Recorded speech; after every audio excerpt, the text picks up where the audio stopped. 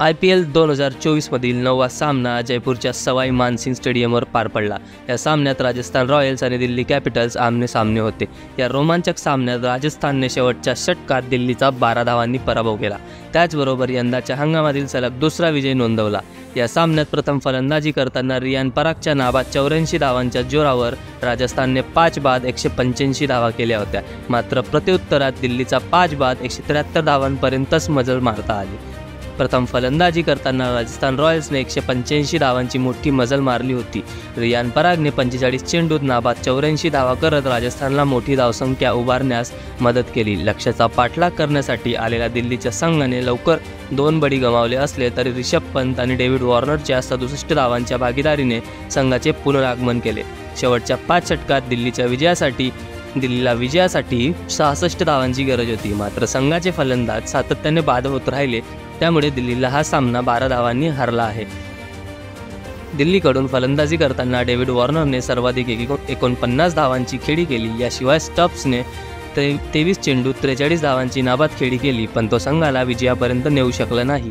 राजस्थान संघाकडून बर्गर आणि चहलने प्रत्येकी 2 आणि आवेश खानने 1 विकेट घेतली। आवेश खानने शेवटच्या षटकात राजस्थानसाठी अप्रतिम गोलंदाजी केली। नाणेफेक गमावून प्रथम फलंदाजी करण्यासाठी आलेल्या राजस्थान रॉयल्स संघाची सुरुवात खराब झाली। संजू सॅमसनचा संघ फलंदाजी करताना संघर्ष करताना दिसला।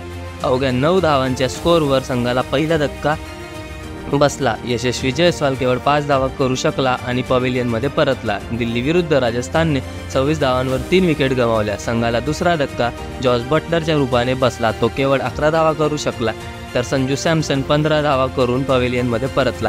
यानंतर रविचंद्रन अश्विन 5व्या क्रमांकावर फलंदाजीला आला। त्याने रियान परागसोबत 4थ्या विकेटसाठी 54 धावांची भागीदारी केली।